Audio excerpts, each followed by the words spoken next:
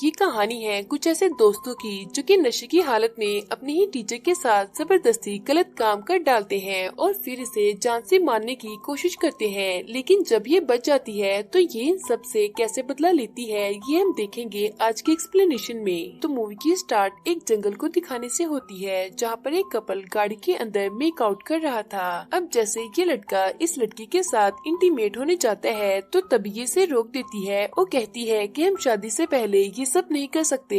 ये सुनकर ये लड़का इसे समझाता है कि हम कब तक ऐसे वर्जन रहेंगे। इसके काफी फोर्स करने पर ये लड़की मान जाती है और फिर ये दोनों इंटीमेट होने गाड़ी के अंदर जाते हैं, लेकिन तभी इनके पीछे आकर एक गाड़ी रुकती है जिससे ये दोनों कुछ नहीं करते और ये लड़का अपनी गाड़ी से निकलकर इस गाड़ी को चेक करने जाता है जहाँ पर इसे गाड़ी के अंदर एक अजीब सी औरत दिखाई देती है। अचानक ये औरत एक चाकू से इस लड़के पर हमला कर देती है। ये लड़का जख्मी हालत में रेंगते हुए अपनी गाड़ी के पास जाता है, लेकिन ये औरत इसके पीछे आकर इसे चाकू से कई बार स्टैब करके मार देती है। ये देखकर ये लड़की यहाँ से भागने की कोशिश करती है मगर ये औरत इसे भी मार देती है। अब अगले सीन में हम एक और कपल को देखते हैं जिनका नाम जूडी और कैनी होता है। यहाँ कैनी जूडी को इसके घर छोड़ने आया था। जूडी के घर पहुंचकर कैनी इसे किस करने का बोलते हैं तो जूडी इसे मना कर देती है, जिससे कैनी को गुस्सा आ जाता है। दरअसल ये दोनों एक साल से रिलेशनशिप में थे और अभी तक ये दोनों एक बार भी इंटीमेट नहीं हुए थे। यहाँ कैनी जूडी से ब्रेकअप करने का फैसला करता है, लेकिन जूडी से लेकर काफी ज्यादा सीरियस थी।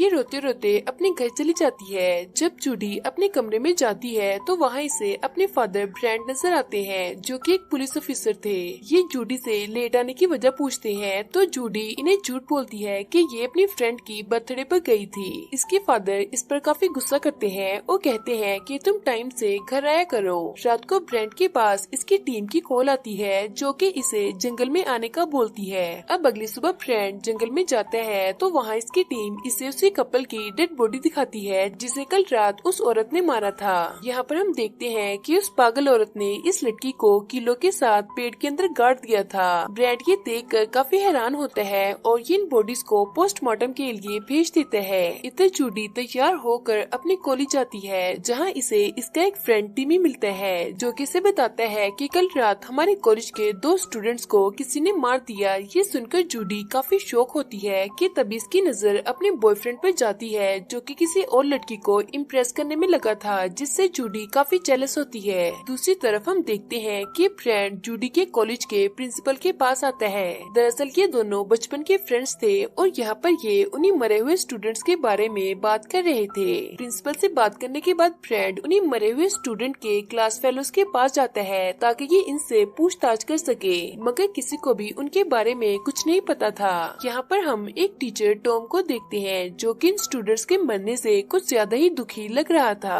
अब रात हो जाती है और हम उसी साइको लेडी को देखते हैं जो कि अपने अगले शिकार की तैयारी कर रही थी। ये लेडी एक स्टूडेंट के घर जाती है और इसके दरवाजे पर नॉक करती है। अब आवाज सुनकर ये लड़की दरवाजे के पास आती है और इससे इसका नाम पूछती है तो ये अपना नाम लॉली बताती है। अब इसका नाम सुनकर ये लड़की जैसे ही दरवाजा खोलती है तो ये औरत इस पर हमला करके इसे मार देती है। थोड़ी देर बाद इस लड़की के पेरेंट्स घर पर आते हैं और जैसे ही ये अपनी बेटी की लाश देखते हैं तो ये पुलिस को फोन कर देते हैं। यहाँ ब्रांड भी आता है और ये नोटिस करता है कि वो किलर अपने शिकार को मारने के बाद इसकी बॉडी पर वर्जिन लिख देती है और पिछली बार जिस लड़की को इस किलर ने मारा था वो भी वर्जिन ही थी। अब इस बात से हमें ये पता चलता है कि ये किलर सिर्फ उन्हीं स्टूडेंट्स को मारता है जो कि वर्जिन होते हैं। ब्रांड यहाँ से सीधा अपने घर जाता है और जूडी के पास जाकर इससे पूछता है कि क्या ये अपने बॉयफ्रेंड के साथ इंटीमेट हुई है, तो इस पर जूडी कहती है कि वो बस उसके साथ मेकआउट हुई है। यहाँ ये जूडी को परमिशन देता है कि अगर ये चाहे तो अपने बॉयफ्रेंड के साथ इंटीमेट हो सकती है और ऐसा कहकर ब्रांड यहाँ से चला जाता है। अब अगले दिन कॉलेज के अंदर एक मीटिंग रखी जाती है जहाँ पर सभी बच्चों के पेरेंट्स को बुलाया जाता है। यहाँ ब्रांड इन सबको बताता है कि वो किलर सिर्फ उन्हीं स्टूडेंट्स को मारता है जो कि वर्जिन होते हैं, क्योंकि उस किलर ने अभी तक जिसे भी मारा है उसकी बॉडी पर चाकू से वर्जिन लिखा हुआ था। ब्रांड की बात सुनकर कुछ पेरेंट्स के दरमियान में लड़ाई हो जाती है और इस मीटिंग को यहीं पर खत्म कर दिया जाता है। अब क्योंकि इस मीटिंग में किसी भी स्टूडेंट का आना अलाउ नहीं था, इसलिए जूडी अपने फ्रेंड के साथ छुपकर ब्रांड की सारी बातें सुन लेती है। टिमी ये बात सुनकर शॉक हो जाता है और ये अपने फ्रेंड्स को अलर्ट करने के के लिए जूडी का फोन लेकर इन्हें कॉल करते हैं, लेकिन काफी देर गुजरने के बाद जब टिमी वापस नहीं आता तो जूडी इसे ढूंढने जाती है, जहाँ इसे एक दरवाजे पर वर्जिन लिखा हुआ दिखता है। अब जैसे ही ये इस दरवाजे को खोलती है तो इसके अंदर टिमी की लाश थी। यहाँ अचानक वो लेडी जूडी पर हमला कर देती है, जिससे जूडी अपनी जान बचाकर यहाँ से भागने लगती है, मगर रास्ते में वो इसे पकड़ लेती है और एक नाइफ से इसकी बॉडी पर वर्जिन लिखने वाली होती है कि तभी जूडी उल्टा इसी पर अटैक करके इसे बेहोश कर देती है। इसके बाद ये भागते हुए ब्रेंट के पास जाती है और इसे ये सब कुछ बता देती है। जब ये उस किलर को देखने जाता है तो वहाँ इसे कोई भी दिखाई नहीं देता।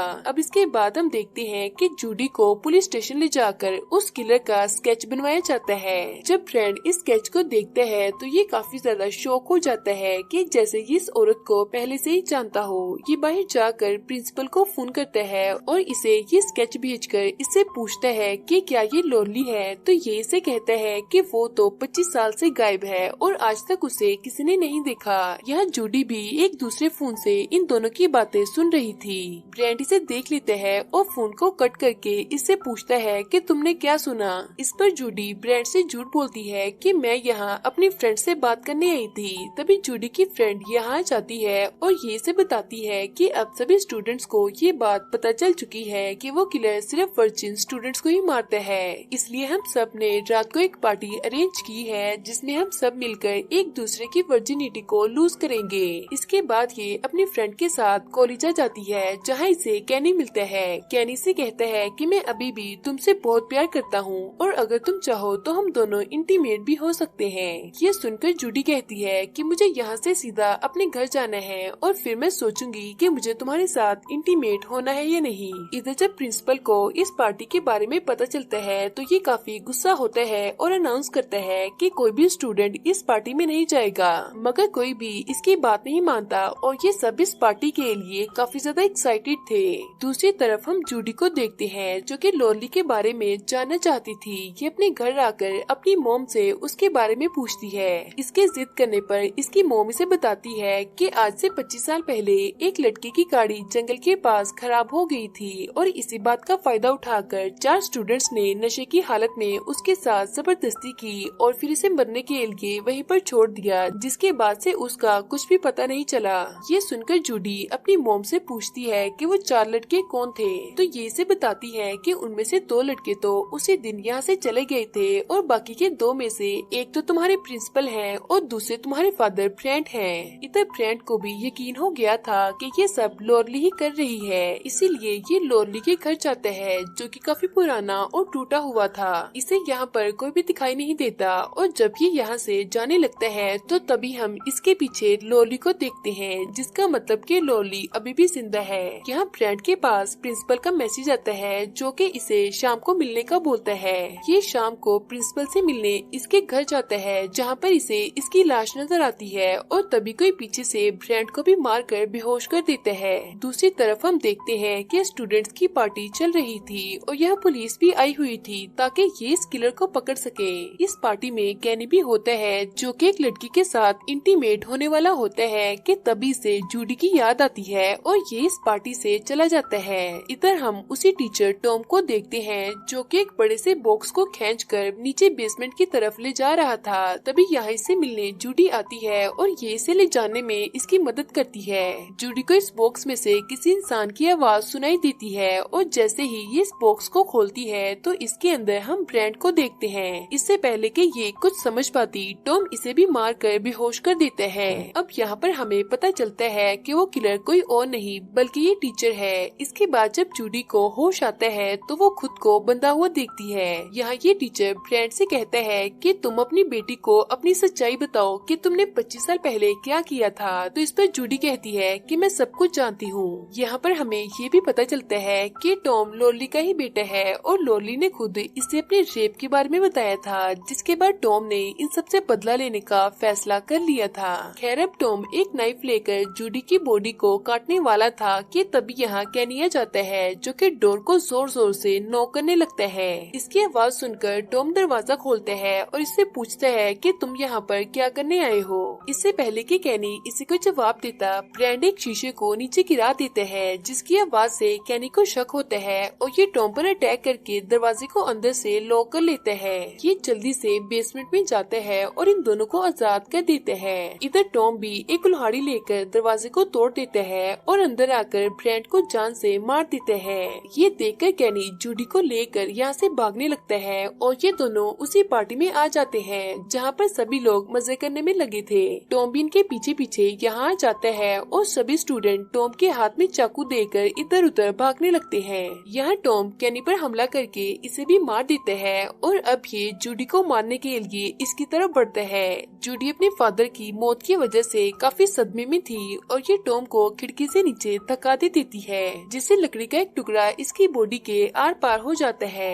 यहाँ सबको लगता है कि शायद ये मर गया और जैसे ही ये इसके पास जाते हैं तो ये एक स्टूडेंट पर हमला कर देते हैं, लेकिन तभी यहाँ एक लेडी ऑफिसर आकर इसे काफी बार शूट करती है, जिससे फाइनली इसकी मौत हो जाती है। अगली सुबह पुलिस जूडी और इसकी मॉम से इन्वेस्टिगेशन करती है और इससे पूछती है कि आखिर उस किलर ने ब्रेंट को क्यों मारा, तो जूडी से कहती है कि वो इस बारे में कुछ नहीं जानती। अब क्योंकि पुलिस के पास इनके खिलाफ कोई भी सबूत नहीं था, इसलिए ये इन दोनों को जाने देते हैं। जैसे ही जूडी यहाँ से निकलती है तो ये सड़क पर लॉली को देखती है, जो कि अचानक से गायब हो जाती है और ये मूवी भी यहीं पर खत्म हो जाती है।